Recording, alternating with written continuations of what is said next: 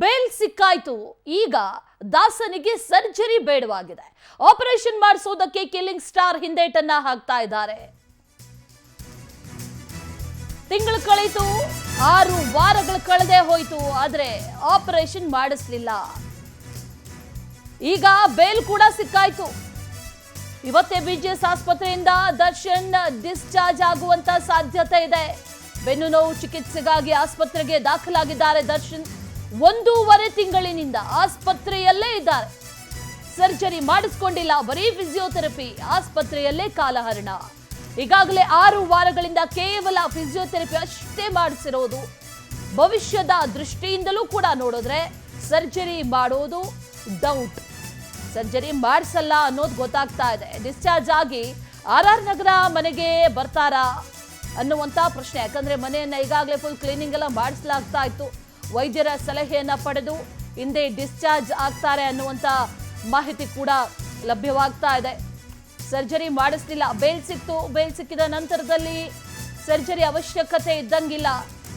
Bale ಸಿಗಬೇಕು ಅನ್ನುವಂತ ಕಾರಣಕ್ಕಾಗಿ ಸರ್ಜರಿ ನೆಪವನ್ನ ಮುಂದೆ ಇಟ್ಕೊಂಡಿದ್ರು ಅನ್ನೋದೀಗ ಬಹಳ ಕ್ಲಿಯರ್ ಕಟ್ ಆಗಿ ಗೊತ್ತಾಗ್ತಾ ಇದೆ. ಇದು ಒಂದು ರೀತಿಯಲ್ಲಿ ಸಂಕಷ್ಟನೂ ತಂದೊಡ್ಡಬಹುದು, ಮತ್ತೊಂದು ರೀತಿಯಲ್ಲಿ ಏನಾಗಬಹುದು ಅನ್ನೋದನ್ನ ಕೂಡ ಒಂದಷ್ಟು ಚರ್ಚೆಗಳನ್ನ ಮಾಡಲಾಗ್ತಾ ಇದೆ.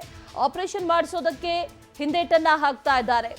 ಇವತ್ತೇ ಬಿಜಿಎಸ್ ಆಸ್ಪತ್ರೆಯಿಂದ ಡಿಸ್ಚಾರ್ಜ್ ಆಗುವಂತಹ ಸಾಧ್ಯತೆಗಳು ಬಹುತೇಕ ಇದೆ ಅನ್ನುವಂತ ಮಾಹಿತಿ ಕೂಡ ಲಭ್ಯವಾಗ್ತಾ ಇದೆ.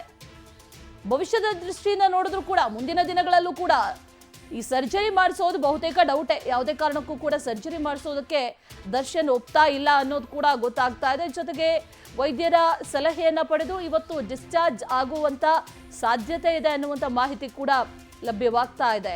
ಬಿಜಿಎಸ್ ಆಸ್ಪತ್ರೆಯಲ್ಲಿದ್ದಾರೆ ಸದ್ಯಕ್ಕೆ.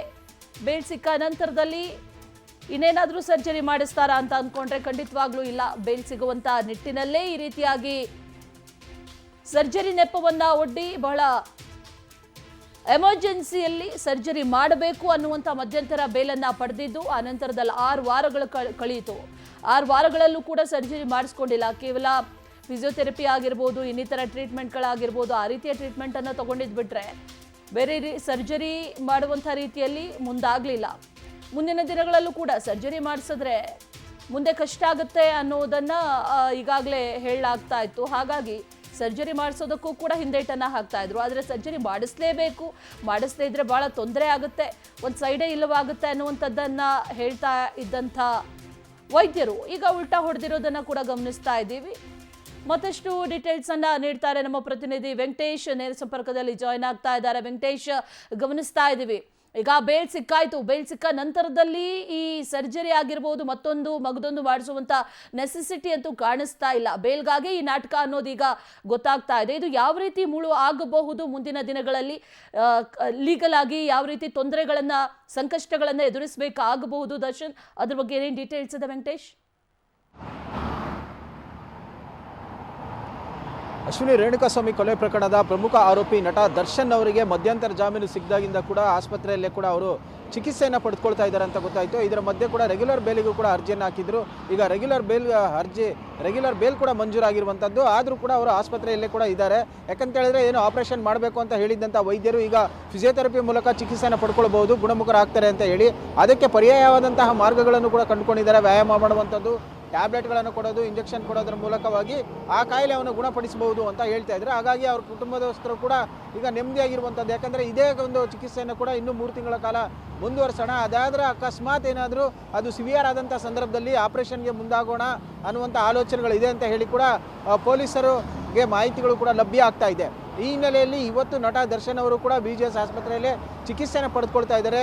ಈ ಪ್ರಕರಣದ ಪ್ರಮುಖ ಆರೋಪಿಗಳಲ್ಲಿ ಒಬ್ಬರಾಗಿರುವಂತಹ ನಟ ದರ್ಶನ್ ಆಸ್ಪತ್ರೆಯಲ್ಲಿ ಇರೋದ್ರಿಂದಾಗಿ ವೈದ್ಯರು ಕೂಡ ಅವರಿಗೆ ಟ್ರೀಟ್ಮೆಂಟನ್ನು ಮುಂದುವರಿಸ್ತಾ ಇದ್ದಾರೆ. ಆದರೆ ಈಗ ನ್ಯಾಯಾಲಯ ಷರತ್ತುಬದ್ಧ ಜಾಮೀನನ್ನು ವಿಧಿಸಿರೋದ್ರಿಂದಾಗಿ ಅವರು ಆಸ್ಪತ್ರೆ ಅಥವಾ ಮನೆ ಎರಡರಲ್ಲೂ ಕೂಡ ಇರ್ಬೋದು. ಯಾಕಂತ ಹೇಳಿದ್ರೆ ಈ ನ್ಯಾಯಾಲಯದ ವ್ಯಾಪ್ತಿಯಿಂದ ಬಿಟ್ಟು ಅವರು ಹೊರಗಡೆ ಹೋಗಬಾರ್ದು. ಹಾಗಾಗಿ ಆಸ್ಪತ್ರೆಯಲ್ಲೇ ಇದ್ದಾರೆ, ಟ್ರೀಟ್ಮೆಂಟನ್ನು ತೆಗೆದುಕೊಳ್ತಾ ಇದ್ದಾರೆ. ಬಹುಶಃ ಇವತ್ತು ಅಥವಾ ನಾಳೆ ರಿಲೀಸ್ ಆಗ್ತಾರೆ ಅಂತ ಹೇಳ್ತಾ ಇದ್ದಾರೆ. ಅದು ಎಷ್ಟರ ಮಟ್ಟಿಗೆ ಸತ್ಯ ಅನ್ನೋದು ಕೂಡ ಇನ್ನೂ ಗೊತ್ತಾಗಬೇಕಾಗಿರುವಂಥದ್ದು ಅಶ್ವಿನಿ.